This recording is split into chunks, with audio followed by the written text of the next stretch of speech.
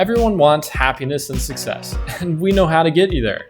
Come listen to the Leadership Society of Arizona as we teach a proven logic to help you simplify life, overcome challenges, and predict the future. You're listening to the Logic and Life Coaching Podcast. Welcome to the Logic and Life Coaching Podcast. My name is Chuck Solanas, and I'm joined by our very special guest, Dr. Jacob Kashiwagi. Hi, Chuck. Hello. We are excited to be on another episode of this Logic and Life Coaching Podcast. And I think we're going to start with a question for Dr. Jacob.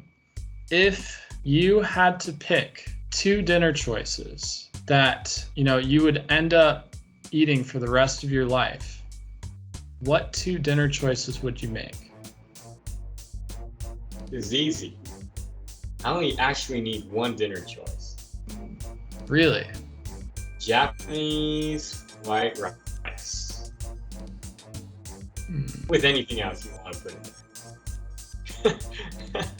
Okay, now imagine you pick that and then you become allergic.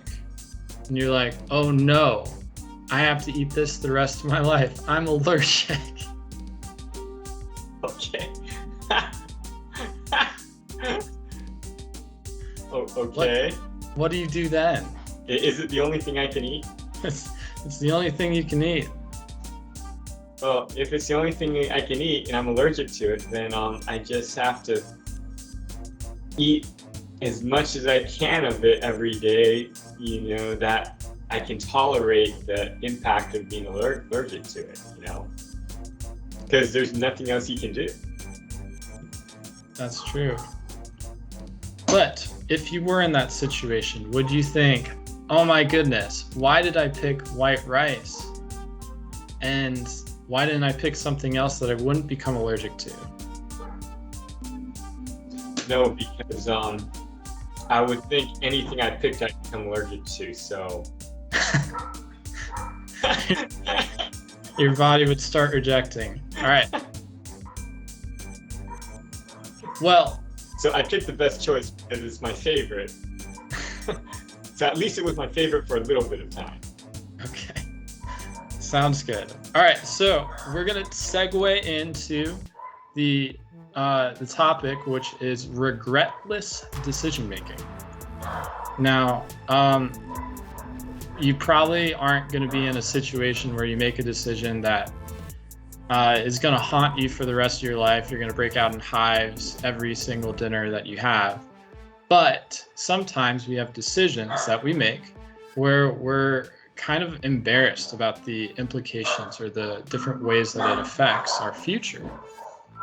And so I have an example where I was writing a book for 3 years. And during 2 years of that time, I didn't work because I was thinking this book's going to be life-changing and I wanted to dedicate all of my time to it. But in hindsight, I've thought, well, had I been working during that time, we could have saved more money, we could be in a better financial situation, or we could, I don't know. I mean, maybe I would have learned additional things during that time. I could have had different experiences, but there was no convincing me at the time. And you were friends with me at that time, so you understood what I was going through. Yeah. But now, since I've made this big mistake, right? I often question my ability to make decisions, particularly the big ones. So, but I'm an adult, right? I have kids, so and a wife, and I feel like I need to decide on a large number of activities on a daily basis that I get overwhelmed and just end up choosing television. So, kind of, if you were listen to the last podcast, you know that I watch a lot of TV. So, how do I remove feelings of regret for some of these past decisions that I'm either embarrassed about or feel like, man, I should have done something different, you know? Let's see. Okay, so I don't believe in regret at all. I never regret anything. And it's largely because of how I look at life. I believe life can only happen one way. Everyone can only live one life. Mainly because I've never seen someone live two different lives. I've never seen someone live one life and also live another life as well. I mean, everyone only lives one life. We might not know what life that is, right now in the middle, but in the end, you're only gonna live one life. The issue with regret is you think life could have been different. Like you could have done something different. But Chuck, if I let you go back 3 years ago, or when you started writing the book, from this point on, I took you back, would you make that decision again?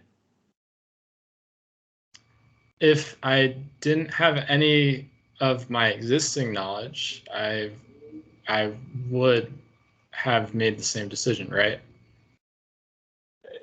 Definitely.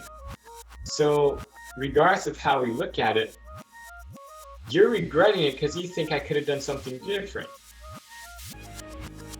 You couldn't have done something different. If you go back again, you still do the exact same thing again because you needed it. It's who you were, it's what you saw, right? The only way you could do something different is if you took all of what you learned and I let you keep your memory. And then if I took you back with the exact same conditions, everything's exactly the same, but you were wiser or you had more information, then you would make a different decision. But that's impossible, right? If I took you back, your memory would be gone.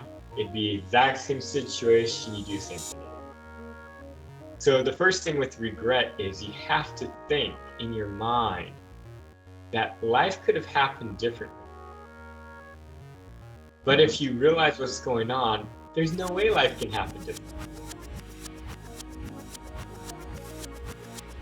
I watch these shows, like there's a specific genre where the back in time genre, where you go back to the same situation, you're reliving the moment, and you end up, asking out the girl, or you end up making a career decision that's different than what you're currently doing, and then you end up living that life, or you end up waking up and you're in a completely different lifestyle with no memory of how you got there, but you're in this new life, right?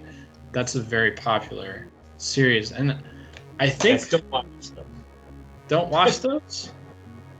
They mess with your mind. You start thinking the show's a reality, but it's all made up. Okay, Chuck, it's all made up. I'm just kidding. You can watch those. I'm feeling like there's a lot of people that feel the same way. That like, man, why didn't I know? So I guess like part of it is realizing you knew what you knew, but I guess it's coming to terms with why did I decide that, and what was the situation behind it. So do you have, I guess it's difficult to unpack those sort of things. No, it's very simple to unpack that type of thing. Okay? The reason you made the choice is you just didn't know any better. And the reason you wouldn't make the choice again, because whatever experience you went through, you gain more information, you understand. That's it. Right. The reason you can't let it go is another concept of life. And the other concept is thinking that you can make a decision that messes your life up so you can no longer be happy. And that's why you're always questioning, why did I do this? Because you're looking at your future now thinking, now this is just in your head, right? It's not reality. You're thinking, yeah, I kind of messed up my whole life. Or I messed it up to a degree that now I'm behind. Right? But the reality of the situation is, because there is a pattern in life that governs all objects, all people, then from the day you're born, life is being shaped towards who you are and what you need based on your characteristics. And if you go back and you did a study on every single human being that ever lived, you're going to start finding out that everybody, as they go through their life, in the end, they get to the point they want to be. Everybody. Everybody gets to the point they need. Yeah. 100%. I know there's been plenty of old people that die with all these regrets. They're like, oh, why didn't I do this? Why didn't I do that? Generally relationship oriented, these regrets. And they're unhappy at the end, or maybe you become really financially successful, but a lot of other things didn't work out. And so you have all these unfulfilled desires by the end. Here's the thing you gotta remember, is everybody in life gets to the point where they need to be at the best point they could possibly be at. But everybody has different capabilities in life based upon how much you learn and what you understand. So, yes, some people they'll be like, this isn't the ending I wanted. But in reality, based upon who they are, they actually got to the greatest happiness they could. It might not be the top happiness, but it was the greatest happiness they probably could. And every step of the way, they made the choices that they needed to get there. Right? And so some people have a greater propensity of understanding, of being able to be satisfied with their life. But some people, they are at where they want to be, they just don't know it. For example, there are some people in life that they just need the stress. They need to be able to complain. It actually makes them happy to complain. If they can't complain about anything, they're not very happy. What? Have you ever met these people? So these people at the end of their life, they're complaining about life, but they love it. It's what makes them happy. I kind of have an idea of some people that might be like that, but don't people like that reflect and think, well, this isn't actually making me as happy as maybe another way?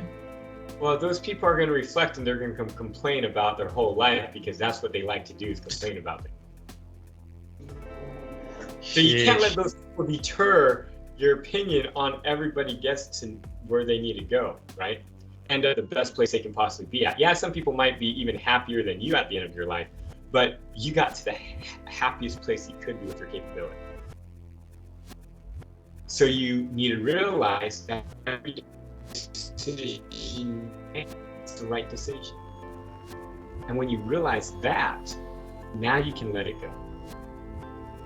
Now you can realize, oh yeah, it didn't ruin my whole life. It was the only way it could happen. It helped me to learn.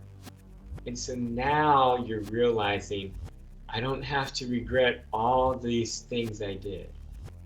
I don't have to regret all the situations I've been through. It's like that guy. I don't know when it was, but I remember there's this guy and he got sentenced to jail like when he was like in his 20s or really young for murdering someone, and he didn't murder them. And when he was like 85 or really old, right, lived his whole life in prison, then they found out and they found evidence that he actually didn't kill a person. He was wrongly convicted and they let him go. So you would think you spent your whole life in prison for a crime you didn't do, that you'd be really upset. You'd regret everything that has happened because of the situation you went through. you'd be thinking, why did I go to that place, be kind of the situation where people thought, why did I know those people who people could even think I was related to this crime?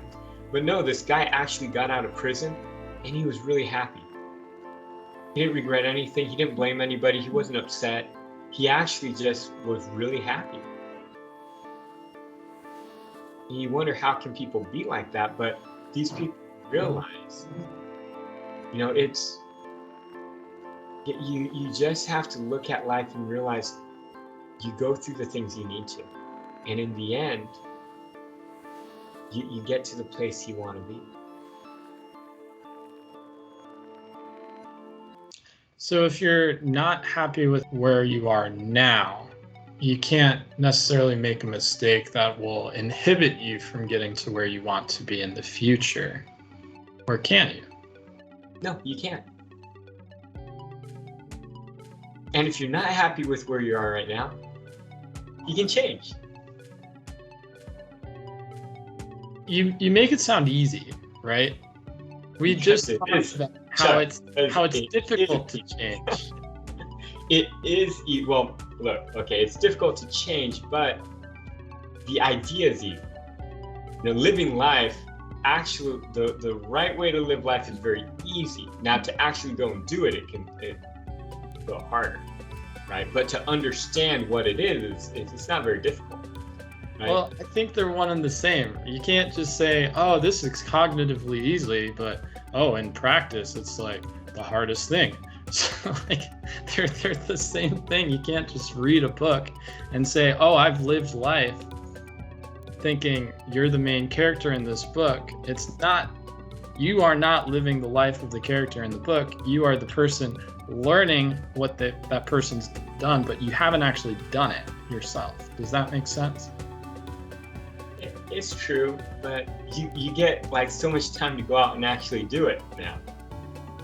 Are you excited?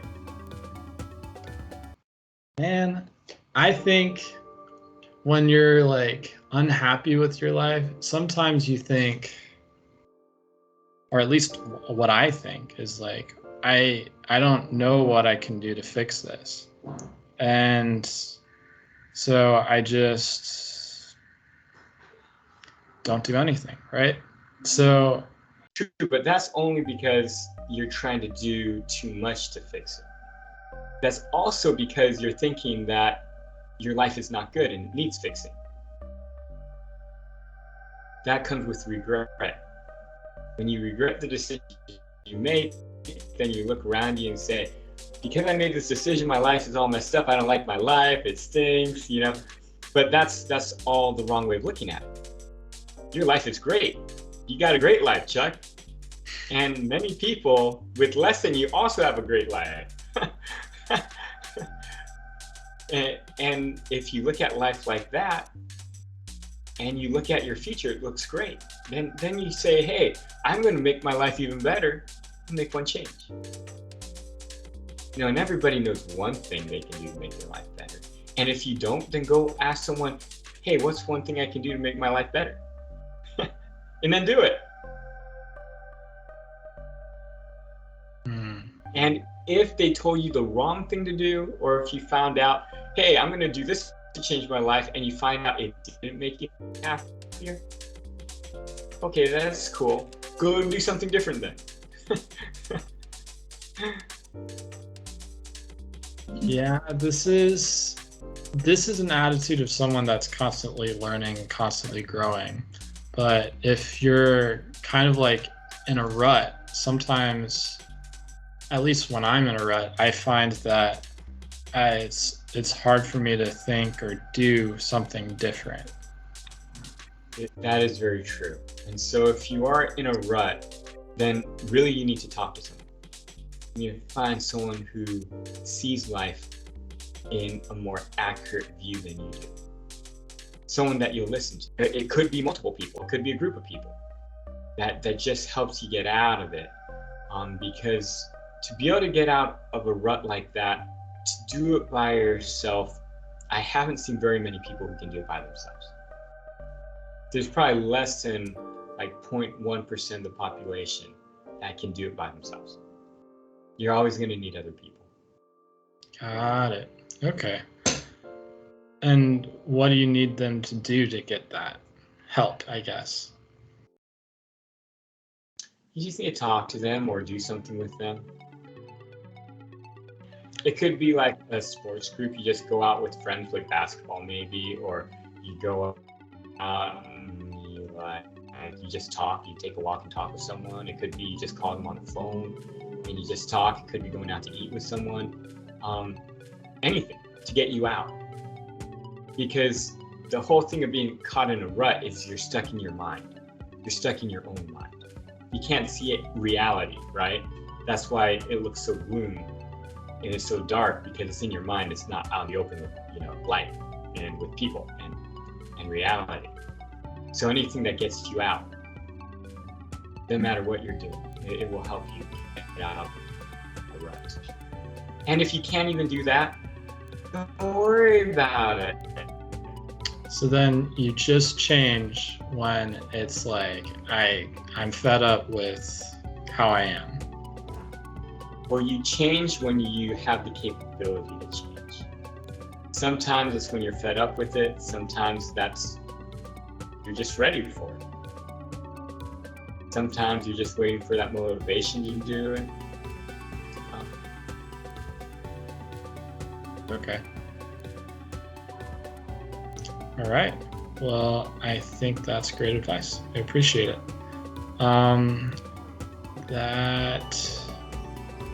I think that about covers it. If you're feeling in a rut, just keep working through it. Eventually, you'll find the motivation to change. If you want to if you're regretting different decisions that you've made, then it's best to just continue to realize that maybe you're not looking at it in a with all the facts, and maybe you just didn't realize that it was the best that you could do at that time, and you're still growing. So all good stuff, even if it's tough right now. So anyway, I appreciate the advice, appreciate the counsel. Thank you so much, Dr. Jacob. Thank you, listeners, for listening, and viewers for watching. Have a good rest of your day.